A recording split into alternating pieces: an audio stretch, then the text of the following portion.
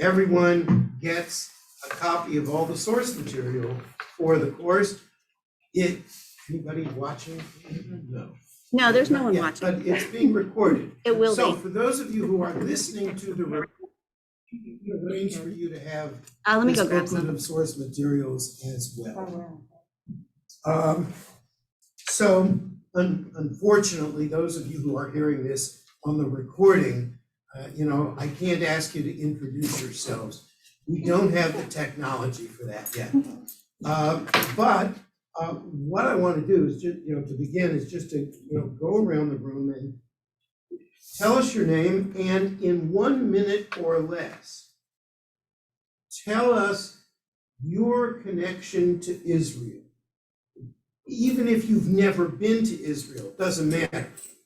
Whatever your connection to Israel might be. Nick, can I start out with you? Yes, Rabbi. So my name is Nick Boza. I first visited Israel in '94 when I was in the Navy. I was in Haifa. And it felt like the center of the universe to me. It was very hard to describe. It was really strange. I was like, oh, okay, so this is why this is good. But besides that, I'm Jewish, and maybe when I'm an old man, I get to go there and live. You never know. So, you never know. I'm Leah Schultz.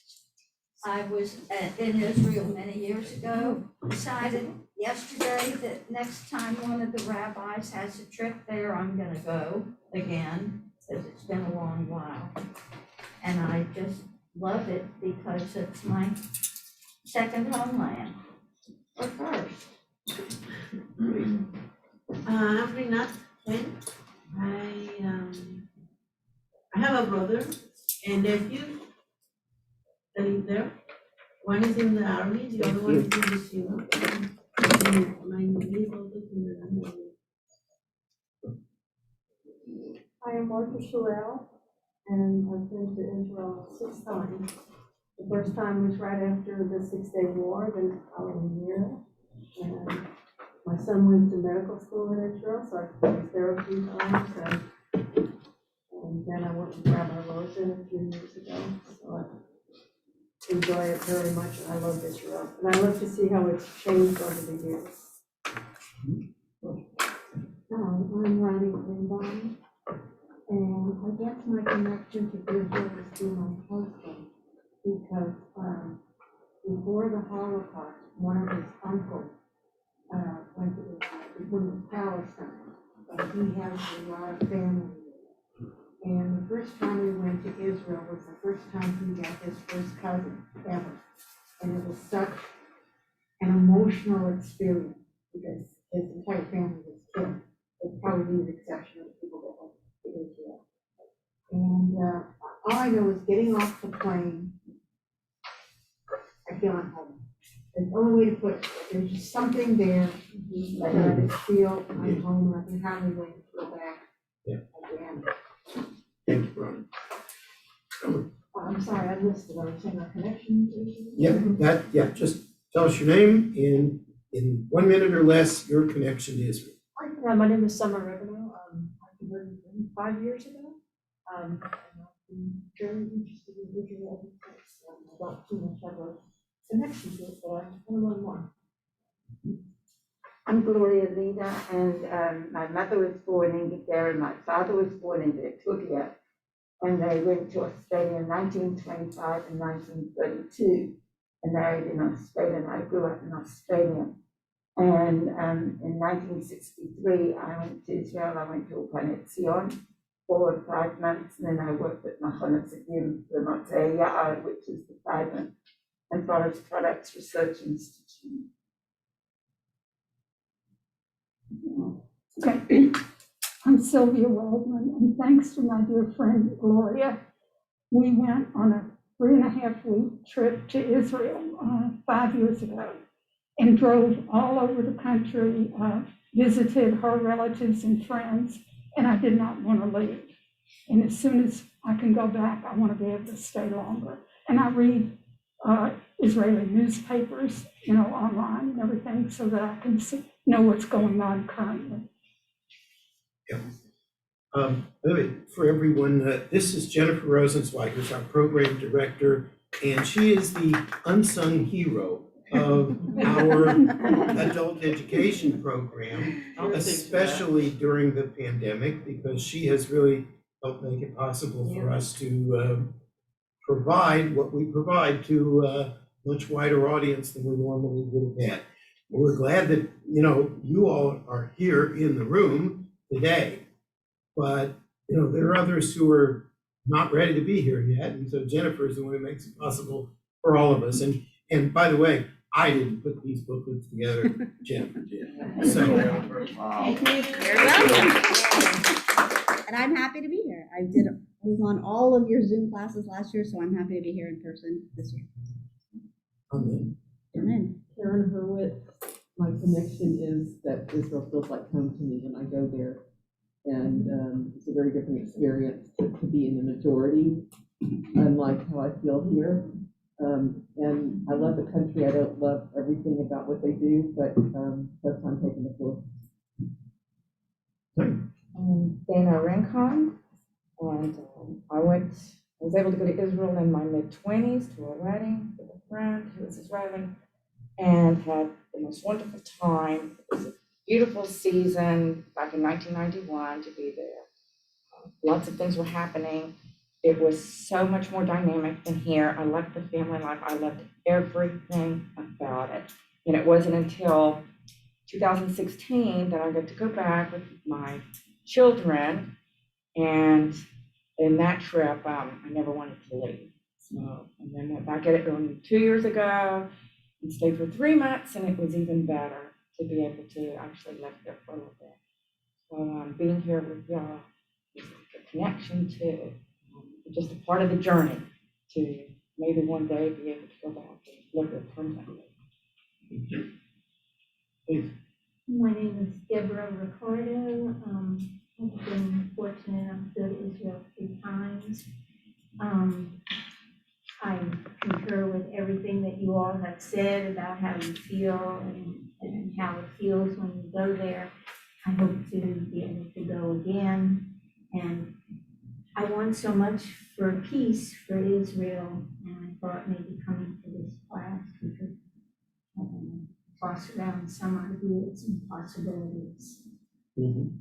I'm Thank you. hopeful. Yeah, great. My name's Albert Handy, and well, with my kids, since it started growing Beth Yeshurun, the connection was there all the time. And then when one of my daughters decided to do a master program up there 25 years ago, she stayed over for 2 years, and she chose Tel Aviv because she wanted to have the least amount of population speaking English, because she wanted to learn Hebrew. And so there's always been a connection to my kids, but the real connection, I guess, finally came 25 years ago when my wife and I both went, and we stayed with her, and the whole family went, and my youngest daughter was a pilgrimage, and at that time we met her up there, and then we went again. I couldn't hardly help it. I'm Jean Victor, and the first trip to Israel was in 1986. And I went on to Eastern Jewish Federation trip. And then the last time I was there, was back in 2013, for my oldest son's yes one.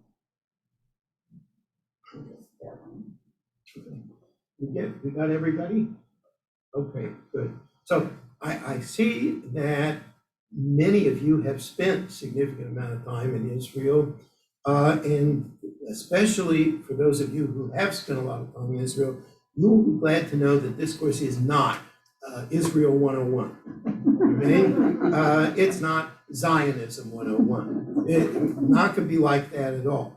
It is also not about shaping any or changing anyone's politics on Israel.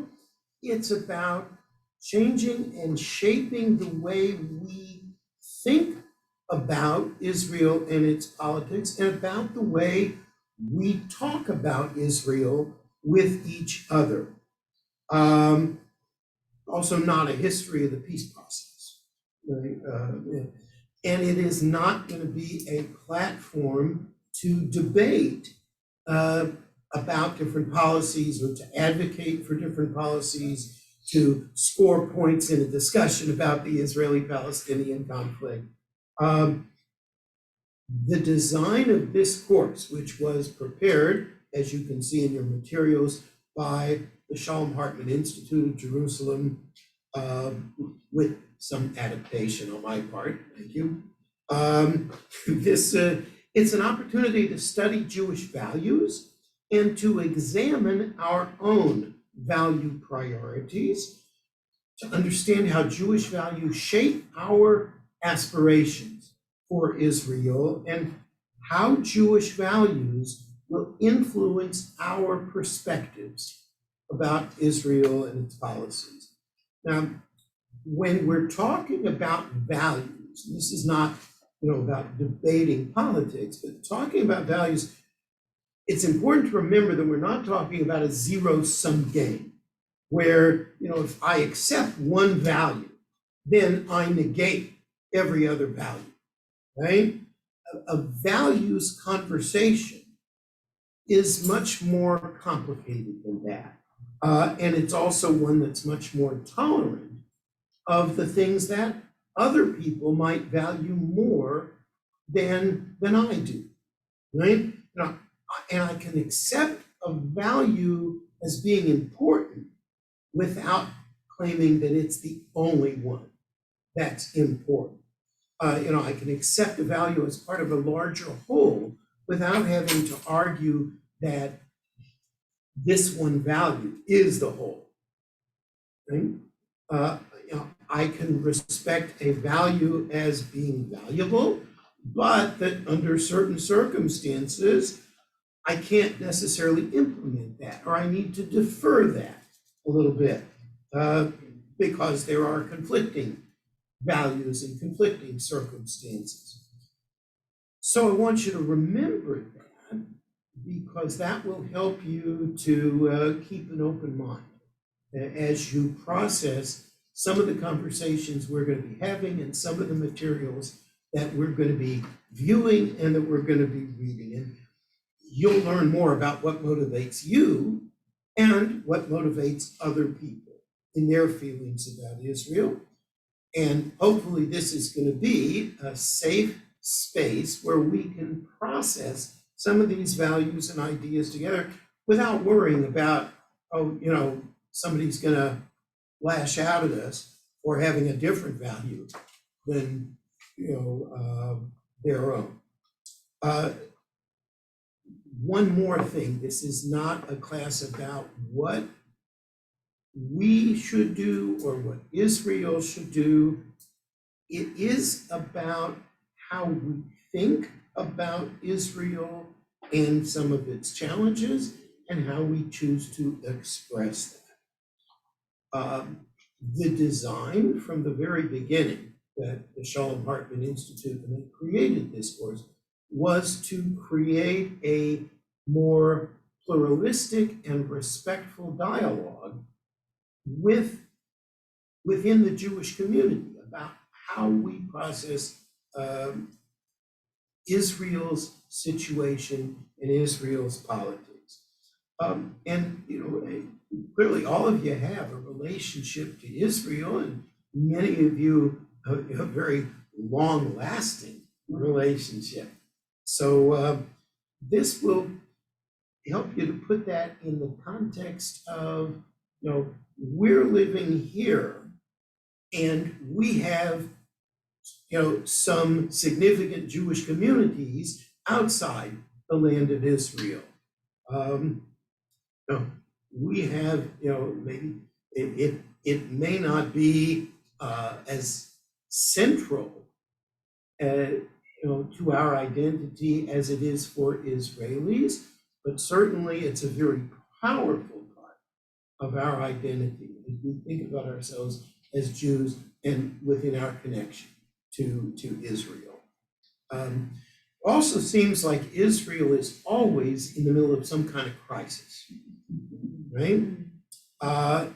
And so this is, in part, of course, about how not to talk about other challenges besides whatever crisis Israel happens to be in the middle of.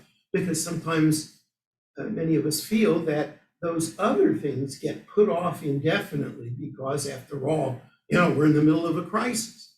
But Israel's always in the middle of a crisis. So, and maybe it's not good to put off discussion of those things, issues that relate to democracy and freedom of religion and how to manage, and we were talking before about how to shrink the Palestinian conflict. Okay? So what I want you to do now is I want you to pair up, just preferably with somebody that you haven't, known for the last 50 years, which in this room, it shouldn't be too hard to find somebody you haven't known for 50 years.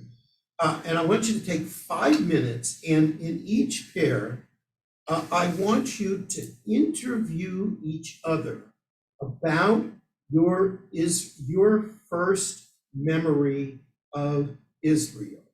Again, even if you haven't traveled to Israel, a memory of Israel is just as valuable for this exercise. Okay? So, 2.5 minutes or so for each of you. I'll give you a signal when we hit the halfway point, but interview each other about your first memory of Israel. Okay? So, on your mark, get set, pair off. Yeah, I'm Karen. Hello, you want to be my partner? Yes, I would. 74, and what do you remember? Come on, we know each other with the.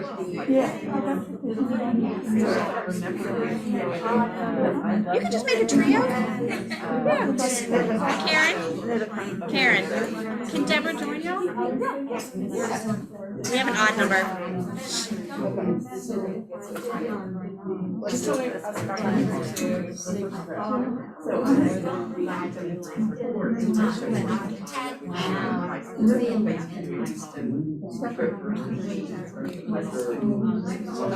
I love to know, one of the memories I have is always having an arm guard on our bus. And it was something I never knew. And I didn't say I first felt okay, but it was just so strange. Always I will hang on to that, thank you. Need extras.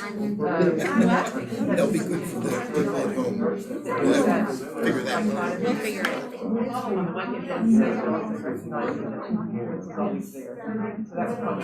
So where was this girl? I was in school. I didn't really realize, I went in 1991, Karen in mid-20s. Karen. I was detached from everything. I was like oblivious. And when I got there, the first thing I noticed was that everybody was coming into Israel. Everybody was coming in. Iraq war had just started. There was trouble in Lebanon. Sitting on the beach in Instructor. And they were everywhere too. I remember taking my father and we went. It was, I'd never been in a desert. So it was one thing I noticed too. But I loved the food. I always felt safe there, even with everything going on in the world. I really learned there was a whole other world. I just want to, And we loved the food. I just felt like even with everything there, it had a purpose. all right, we're about the halfway point, so.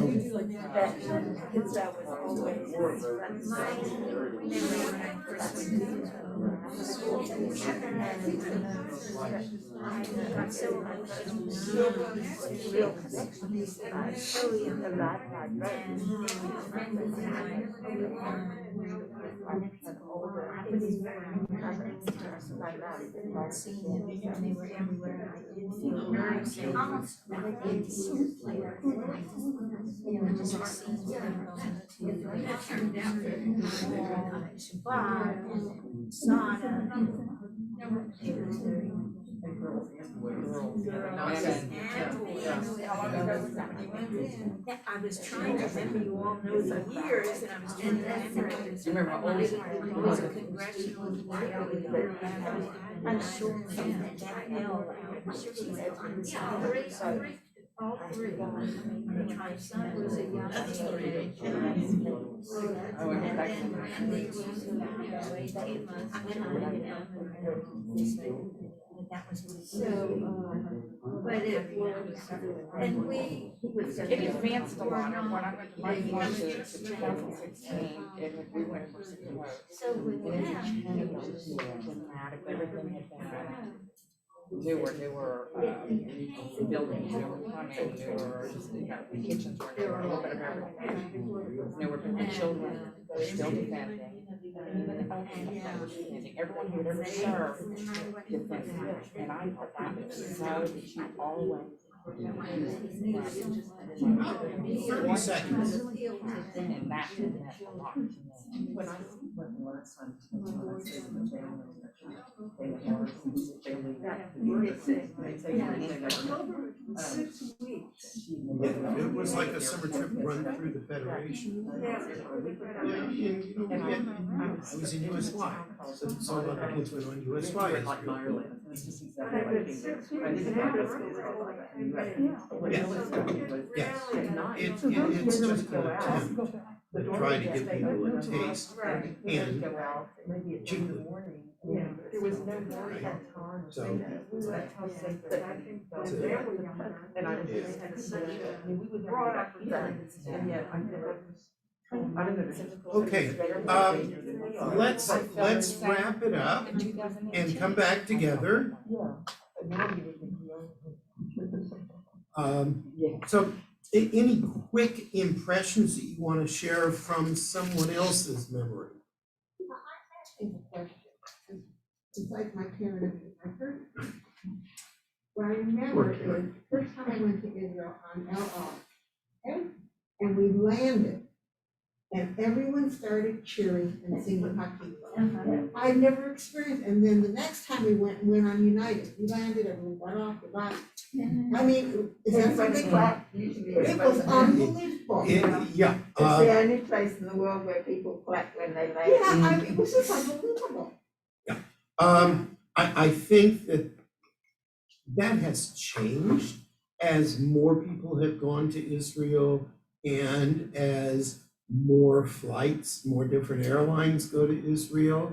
I'm guessing that people don't have the same reaction if they're flying Turkish Airlines as they do if they fly Al.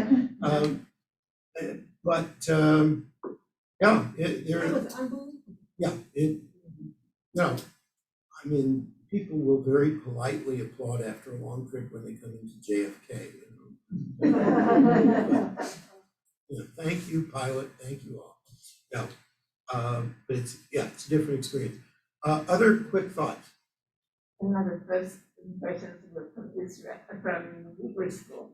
Uh-huh. You know, everybody was talking, you know, Israel was always front and center in Hebrew school. Mhm. Yeah, and Ronnie and I were talking about this before. In my Hebrew school, it was, even before I really knew what Israel was, Right, they were collecting money right. for right. Israel. Everybody had a push. Everybody had a push key, and and so if you gave if you brought a dime to Sunday school, that was going for Karen Ami, back before I knew who Karen was. Karen Ami, the fund for my people, but I didn't know that, I just thought it was, for some poor girl named Karen. Okay, yeah. Growing up here, I mean, they did the Israeli bond during high holiday services, and so people would stand up in the aisle, it was like an auction, 25,000 from this family and the 50,000 from this family. That was one of my first impressions. Yeah. Do they still announce the names in the sanctuary? No, that's been dispensed with. Thankfully. Yeah, Wait, we don't do that in the chapel. Right. Okay, so I think we are ready for the opening lecture from Dr. Talbecker, who is with the Shalom Hartman Institute, and Jennifer's gonna bring it up for us. So this is gonna be about 25 minutes. It's gonna take us almost to the end of our time for today.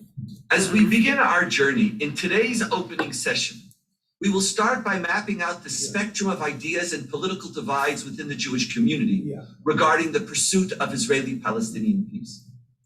Where are the political divides? Jennifer, And what are the can we core fast differences between forward us? to that 6-minute The goal point? is to provide a general articulation and deeper understanding of the nature of the disagreements that are. Okay, you want to go to about 6 minutes? Yeah, it starts at 6 minutes and 40 seconds. Oh, No, yeah, no, it he's the guy, so. Start with this guy. Yeah, Okay. wherever he's starting, that's where we want to go. No, let's see here. Now you know who he is. All right, that looks like.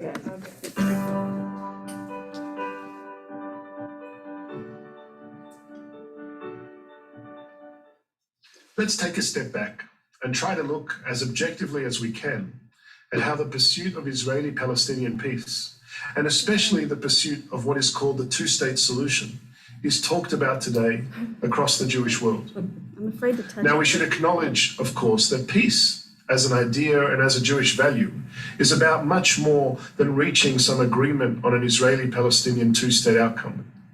Peace is, at least in part, about a fundamental shift in consciousness and human action. And in Jewish sources, it is as much, if not more, connected to interpersonal relations than international relations.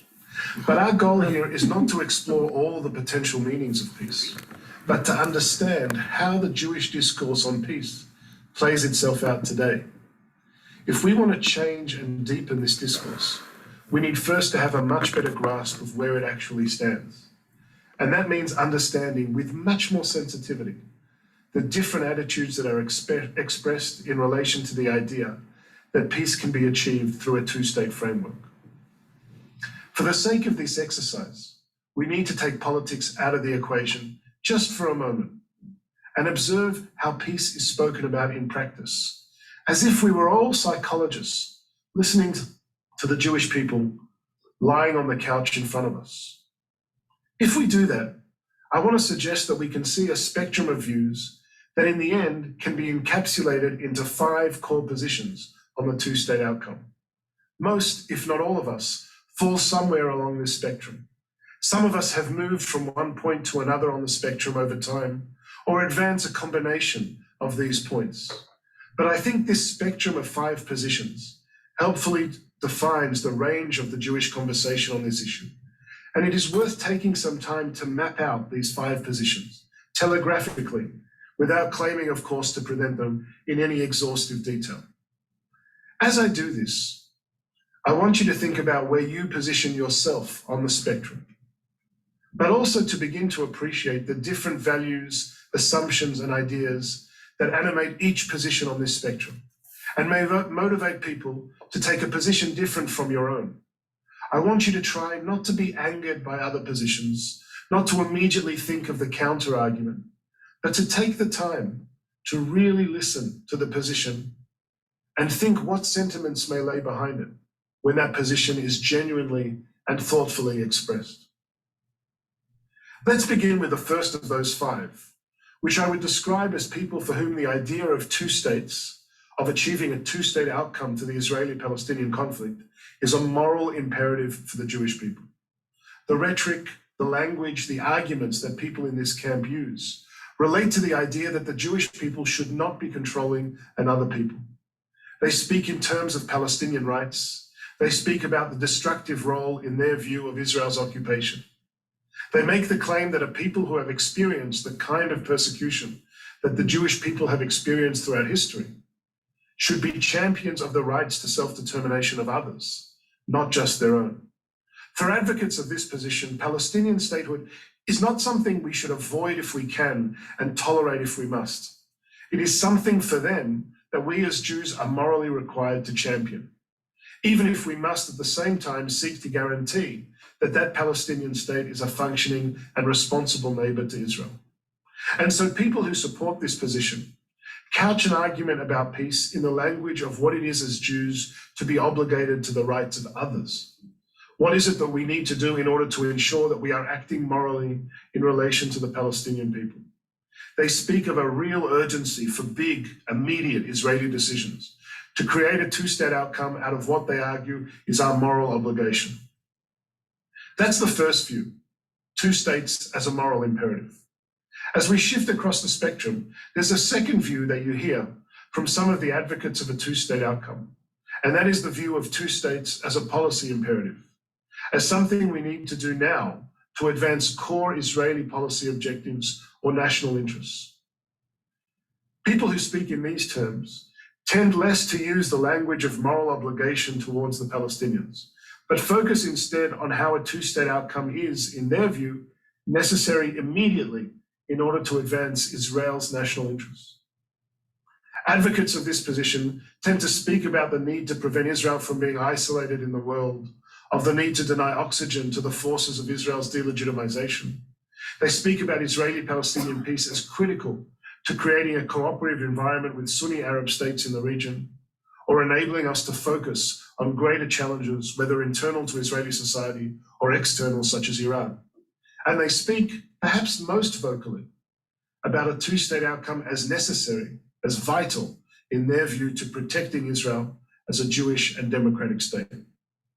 These kinds of policy arguments in favor of a two-state outcome are cast as being less about the Palestinians and their rights than they are about the welfare and security of Jews in a state of their own. But it is important to notice that this second position, even if couched more in policy terms, represents no less an adamant moral and values claim. The difference is that rather than focusing on the moral obligation to Palestinians, this position focuses on the moral imperative of self-preservation, the goal of advancing Israel's Jewish and democratic character, and of ensuring its enduring future as a place in which Jewish self-determination thrives and is engaged in the world. A third position on this spectrum is the idea of two states as an aspiration, as a worthy goal. Now, advocates of this position essentially say, yes, the goal of two states, of achieving self-determination for the Jewish and the Palestinian people, is the right moral objective. It's the right policy objective, but we just can't get there now. It's impossible, it's impractical, it's dangerous. And so for these people, while they don't abandon the idea, they say that for practical reasons, we don't have the option of making those big decisions now. And their focus becomes much more on what one might call managing the conflict, or keeping hope alive for a resolution sometime in the future. Advocates of this position focus on much more modest objectives: to protect Israel's shorter-term interests, to think of interim arrangements that protect the two-state aspiration, to cultivate coexistence as best we can, while at the same time explaining to the world and to ourselves that the option of actually achieving the two-state outcome is not currently available. This position too, which is quite widely held across the Jewish world, while it uses the language of what is practical, what is doable, has a clear potential moral underpinning. Doing only what is practical can be a moral conviction.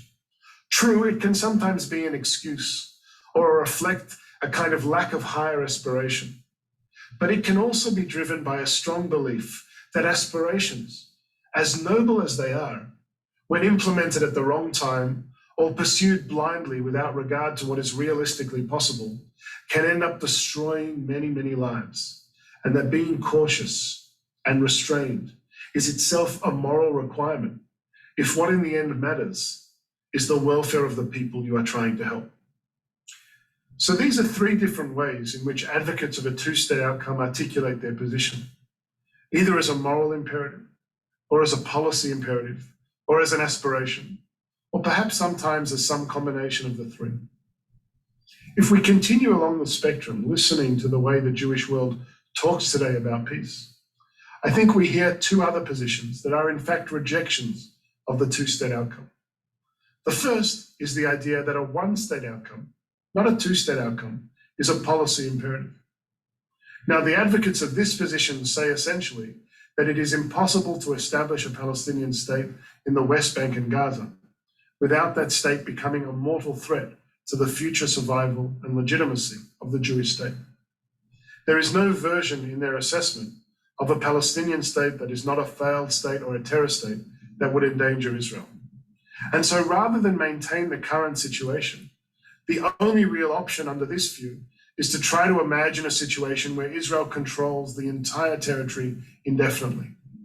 And while Palestinians, according to this view, may be given certain rights of collective autonomy, rights as individuals or as citizens in an expanded state of Israel, or perhaps rights to territorial self-determination elsewhere, the capacity for Palestinians to establish a separate sovereign Palestinian state of their own in this geographical area is ruled out. And this position is expressed through a core policy argument, which is simply that Palestinian self-determination in the form of a sovereign Palestinian state would risk the future of the Jewish state, that there is no current version of sovereignty for such a state between the Mediterranean and the Jordan River that would not involve a fundamental danger and denial of the Jewish right to self-determination eventually. Here again, the argument is presented in policy terms, but it seems motivated by a core moral, even if controversial, claim that the right and duty of Jewish self-determination and Jewish self-preservation in these circumstances trumps all other values and considerations.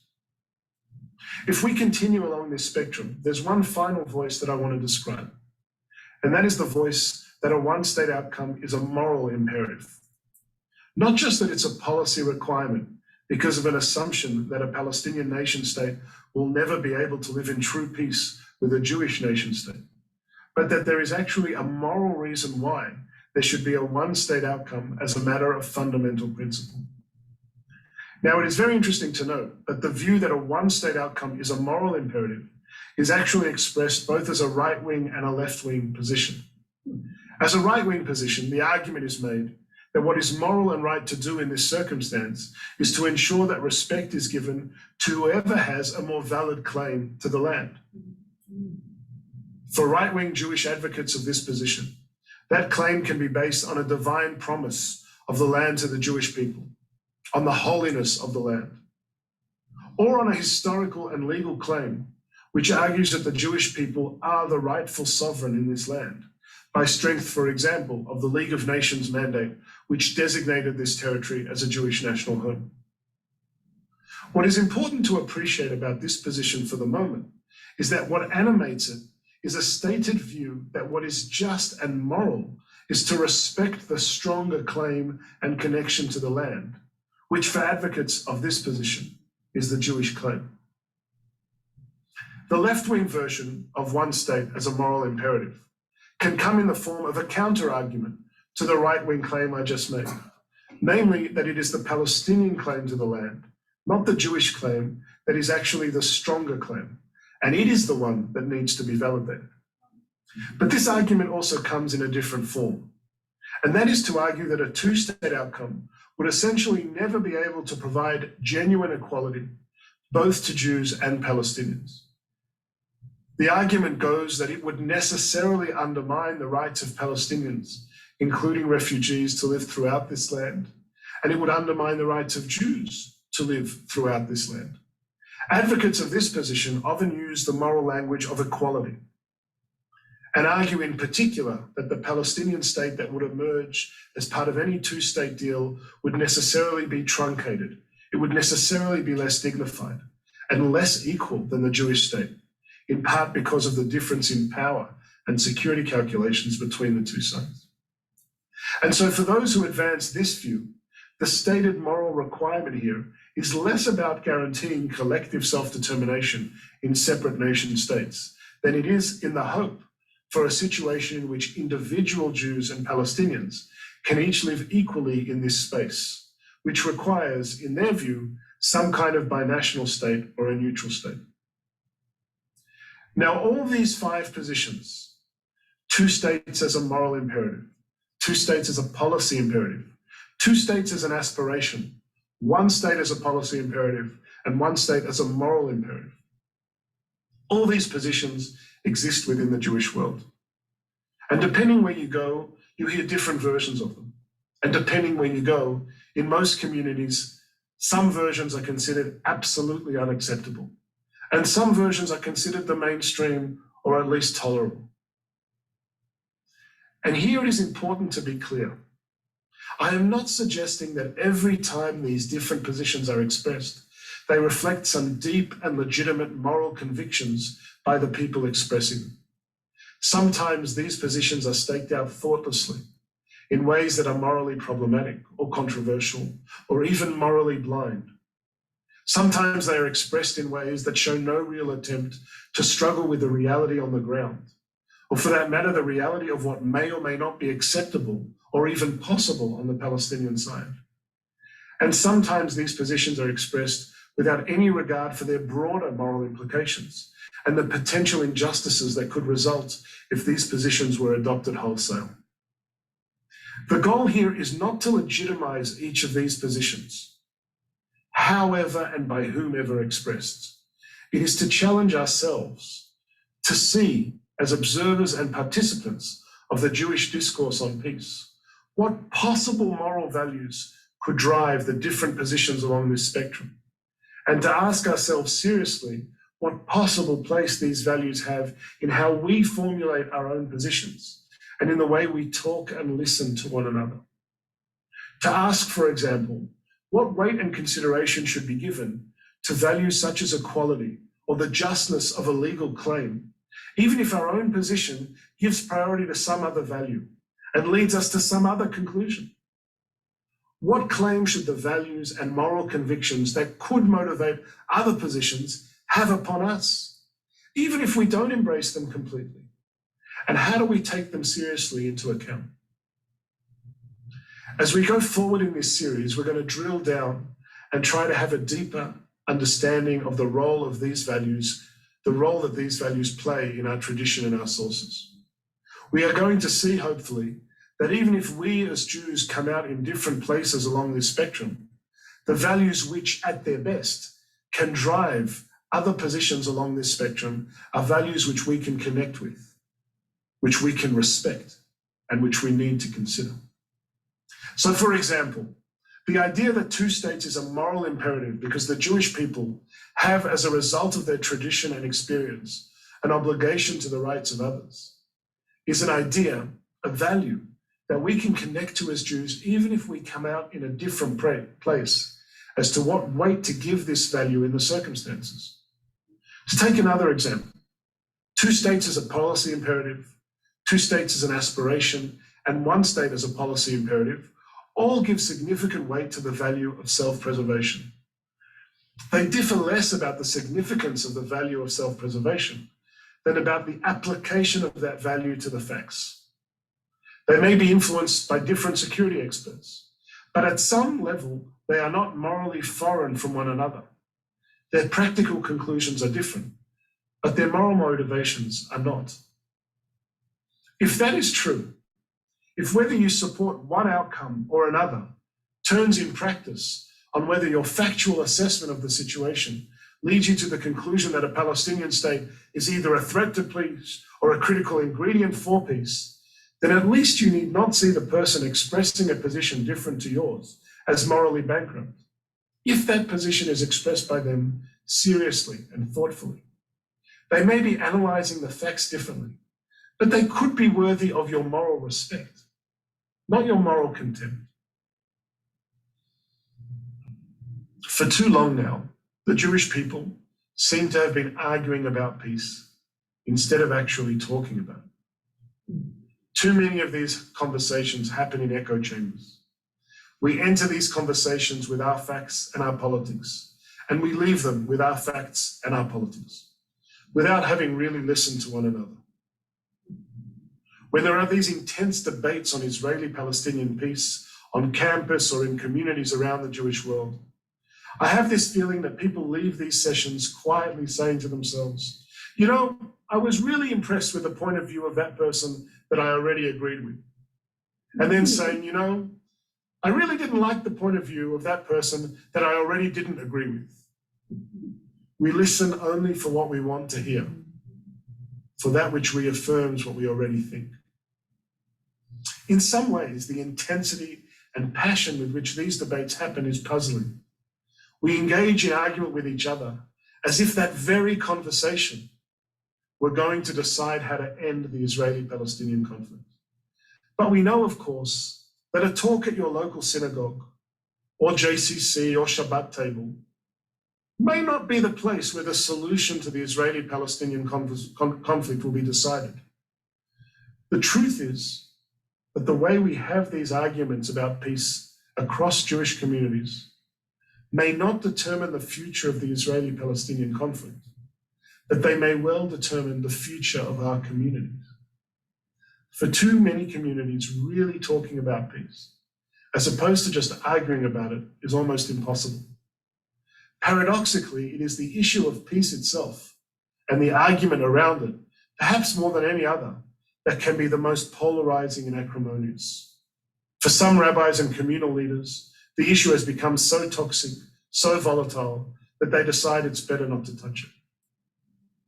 If we want to claim peace as a core Jewish value, if we want to stop it from being something that ruptures communities and alienates many Jews, both from Israel and from one another, if we want to be a people that champions deep, respectful, meaningful dialogue, then we need to figure out how we engage this issue of peace, not just as a shallow political conversation, but as a deeper values conversation. A kind of conversation that is not just about exchanging facts and arguments on a policy level, but also excavating the moral principles behind those positions and thinking how we should calibrate them. We need to take seriously the values that shape our position. We need thoughtful answers as to why we prioritize some values over others. And we need to insist that others cast their position in ways that take values seriously as well. We need a conversation that is neither blind to the complexities and excruciating dilemmas associated with the pursuit of peace in the real world, but not blind either to the importance our tradition and ideas place on the goal of coexistence and peace as quintessential Jewish values and as an animating principle for the Jewish people. It is important to understand that we do not need to do all this in order to reach some grand agreement on how to achieve peace. I'm not even sure consensus is a goal we should aspire to as a people, even if it were possible. Our tradition and value perspectives are too diverse and rich to be exhausted by one opinion, and the reality is just too complex for there to be one answer. We need to reimagine the conversation about peace, first because our health and unity as a people depends in large part on our ability to really talk to each other, to see the merit and the humanity and the values in one another. And second, because if our positions on the challenges facing peace for Israel are not grounded in a serious values conversation, they cease to be compelling, and they risk becoming disconnected from who we want to be as a people of moral excellence. And they risk disconnecting us from Israel in the process. Some may think that the way we argue about peace is basically inevitable, that we don't have an option but to shout at each other, to delegitimize each other. The stakes are too high, the emotions are too raw. But this series, and the I Engage project as a whole, is committed to the idea that we are better than that. That an ancient people with the experience, responsibility, and traditions that we have are capable of imagining a different kind of conversation with one another, even on the most difficult issues. You know, we often think that change is impossible before it happens, and then think it's inevitable after it happens. It's going to be in our hands to make that change. And maybe the first step is to begin to connect to and take seriously, not just the facts and positions that suit us, but the values that we hold dear and that others hold dear. If we can do that, we can begin to learn how to talk about peace and not just argue about it, We can help reclaim peace as a real and relevant Jewish value. And no less importantly, we can advance the solidarity of the Jewish people and the health and vibrancy of Jewish life. Thank you.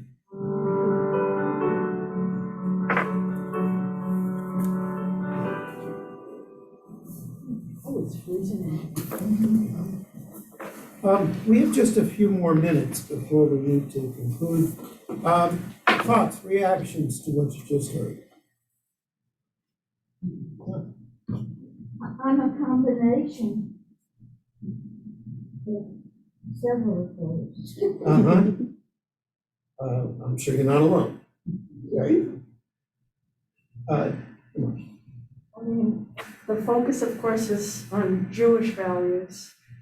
But to really have peace, you can't just accept the Jewish values, but you have to consider how the Palestinians feel and whether or not you can trust their sincerity, whether when we do, on whatever level of those five, make any accommodations or agreements with the Palestinians. So to say that we can have some kind of agreement doesn't only depend on Jewish values, it depends on Palestinian values and how they as a people, not individuals, but they as a people feel about making those accommodations with us. So it's not just that we have to do it, it's a two-way street. Yes. I assume most of us would agree with that. At the same time, we also recognize that Palestinian values can shift because we saw that in the way that Egyptian values shifted. Because after the Yom Kippur War in 1973, most people thought that peace was so far off, so far off.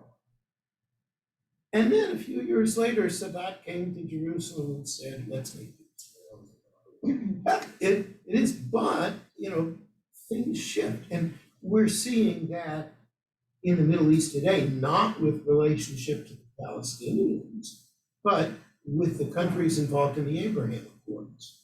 Again, who would have predicted 5 years ago that would happen? That all of a sudden, a whole range of Arab countries would choose to align themselves with Israel in large measure because they don't align themselves with Iran. What we need is Karen. I really appreciated the way you laid it out. It's so easy to say, oh, I believe in a two-state solution, but I've never really thought it through that categorically to think about where do I stand, and so I really appreciated that. Yes, we're going to take a couple of minutes in our next session just to review those positions, and that'll sort of move us forward a little bit. Yes, you have. What we need is a Palestinian Mandela. We need somebody who really wants peace. Or a Palestinian Sadat. Right. Right? So, I have my own theories about how that will come about, and it may not involve that. But fortunately for you, this course is not about what I think. About how I think it might happen. If any of you want to see my Yom Kippur sermon from this year, I can share that with you offline. Other comments? Yeah, Ron. I found him very interesting, but what I found lacking was he was talking about it from the view of someone not living in the land. Or what? Someone not living in the land or living in what is occupied territories. I think you would get a different opinion if you talked to people in the settlements. I think people in the settlements would opt for one particular position of the 5 positions. And again, their values might be different from your values or my values, but those values merit consideration too, right? Okay, we need to stop for today. Thank you all for being here, and hopefully we'll see you all next week, and hopefully others will be able to join us live next week online. What is that? Join